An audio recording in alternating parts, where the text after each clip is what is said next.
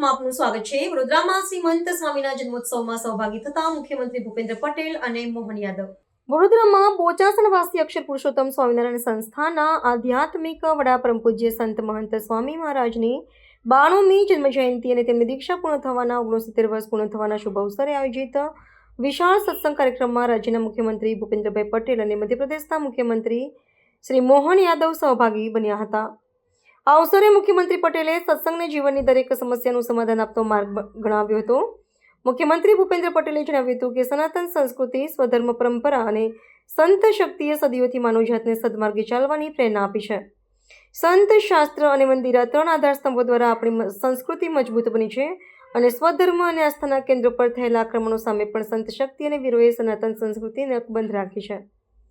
મુખ્યમંત્રીએ પ્રમુખ સ્વામી મહારાજ તથા મહંત સ્વામી મહારાજના અહમ શૂન્ય જીવન દર્શનને જીવનમાં અપનાવવાની જરૂરિયાત ઉપર ભાર મૂક્યો હતો। તેમણે પૂર્વ રાષ્ટ્રપતિ સ્વ એપીજે અબ્દુલ કલામજી દ્વારા પ્રમુખ સ્વામી મહારાજ પ્રત્યે દર્શાવેલી વિનમ્રતાનો ઉલ્લેખ કરી સંતોને અહમ શૂન્યતા જ તેમની સાચી તાકાત હોવાનું જણાવ્યું હતું અને આ ગુણ આપણા જીવનમાં ઉતારવા માટે પ્રેરણા આપી હતી। સોમનાથ મંદિર પર થયેલા આક્રમણના 1000 વર્ષ પૂર્ણ થવાના સંદર્ભમાં વડાપ્રધાન શ્રી નરેન્દ્ર મોદીએ ઉજાગર કરેલા દેવથી દેશ અને રાષ્ટ્રહિત સર્વોપરીના મંત્રનો ઉલ્લેખ કરતા તેમણે જણાવ્યું હતું કે બીએપીએસ સંસ્થાએ પણ આ મંત્રને પોતાના કાર્યમાં આત્મસાત કર્યો છે। બીએપીએસ સંસ્થાએ શિક્ષણ, આરોગ્ય, વ્યસન મુક્તિ અને માનવ સેવા ક્ષેત્રે અદ્વિતીય કાર્ય કર્યું છે।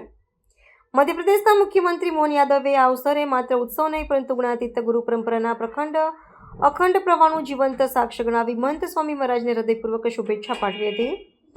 આ વેળાએ શ્રી મહંત સ્વામી મહારાજ અને શ્રી ડોક્ટર સ્વામી આશીર્વચન પાઠવ્યા હતા। આ સાથે નૃત્ય નાટિકાઓ, મંત્રગાન સહિતના કાર્યક્રમો યોજાયા હતા। મહાનુભાવો આરતીમાં સહભાગી થયા હતા। પરમ પૂજ્ય મહંત સ્વામી મહારાજની પ્રેરણાથી બીએપીએસ સંસ્થાના 3 વર્ષથી 13 વર્ષની વય સુધીના 15,000 કરતાં વધુ બાળકોએ સત્સંગ દીક્ષા ગ્રંથનો 1 વર્ષમાં સંસ્કૃતમાં સંપૂર્ણ મુખપાઠ કર્યો છે। મહંત સ્વામી મહારાજ દ્વારા રચિત 315 શ્લોકો ધરાવતો સત્સંગ દીક્ષા ગ્રંથ ઉન્નત આધ્યાત્મિક, નૈતિક, સામાજિક, વ્યવહારિક જીવનની પ્રેરણા પૂરી પાડે છે। કોઈ એક સંસ્કૃત ગ્રંથનો તે ગ્રંથના રચિતાની પ્રત્યક્ષ ઉપસ્થિતિમાં 15,666 બાલિકાઓએ માત્ર 1 વર્ષમાં સંપૂર્ણ ગ્રંથ એટલે કે 315 શ્લોકોનો મુખપાઠ કર્યો હોય અને સમૂહગાન કર્યું હોય તેવી ઐતિહાસિક વિરલ ઘટના છે, જેની નોંધ ગિનીસ બુક ઓફ વર્લ્ડ રેકોર્ડમાં લેવામાં આવી છે। આ અવસરે કેન્દ્રીય ગૃહ અને સહકાર મંત્રી શ્રી અમિત શાહ દ્વારા પાઠવવામાં આવેલા શુભેચ્છા પત્રનું વાંચન કરવામાં આવ્યું હતું। સંત પરમ હિતકારી જગતમાહી સંત પરમ હિતકારી પ્રભુ પદ પ્રગટ કરાવત પ્રીત ભરમ મિટાવત ભારી। સદગુરુ બ્રહ્માનંદ સ્વામીની આ રચના સંતોની પ્રકૃતિ વિશે ઘણું બધું કહી જાય છે। પૂજ્ય સંતોનું પ્રેમ, કરુણા અને સદાચાર સાથેનું જીવન જ આપણા માટે જીવંત ઉપદેશ છે।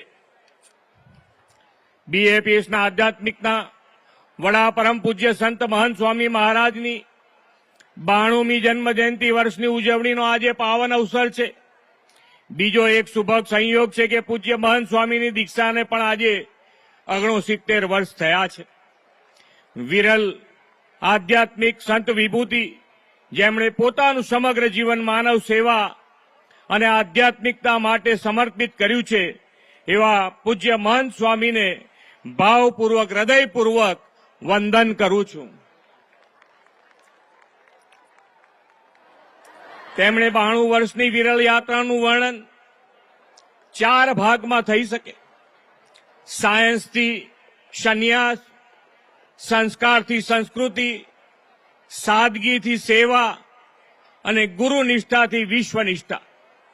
મહંત સ્વામી મહારાજના જીવનનો સમગ્ર સાર આ 4 ભાગમાં આવી જાય એમ હું સમજુ છું। તેમનો જન્મ મધ્યપ્રદેશના જબલપુરમાં થયો।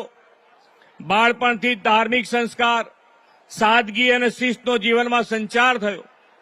સાયન્સના વિદ્યાર્થી તરીકે કૃષિમાં બીએસસીની પદવી મેળવી, પરંતુ અંતરમાં વૈરાગની જ્યોત પ્રગટી રહી।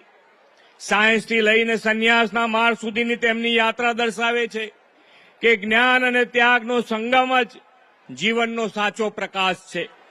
યોગીજી મહારાજના આશીર્વાદથી તેઓ વિનુ ભગત બન્યા અને પછી કેશવજી જીવનદાસ સ્વામી બન્યા।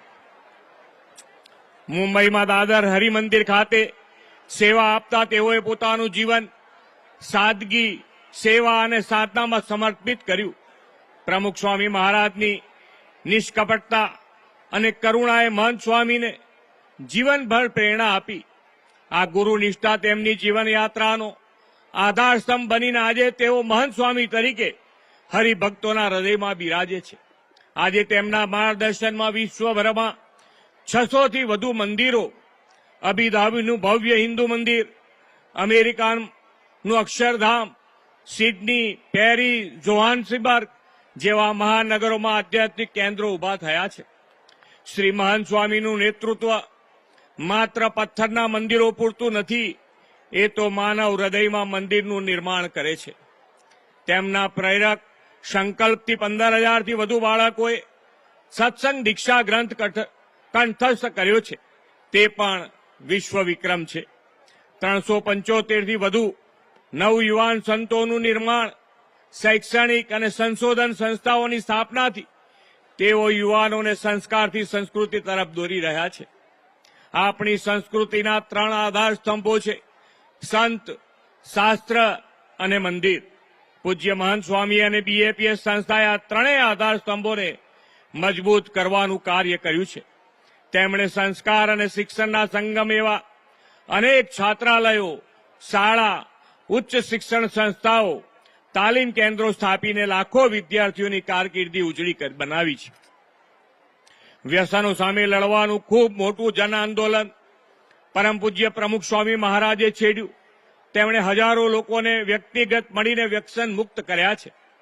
ગુજરાતની ધરતીને તો સ્વામિનારાયણ ભગવાનથી લઈ પૂજ્ય પ્રમુખ સ્વામી મહારાજ તેમજ પૂજ્ય મહંત સ્વામી મહારાજના સંત મહંતોના અલૌકિક લાભ અને આશીર્વાદ મળતા રહ્યા છે.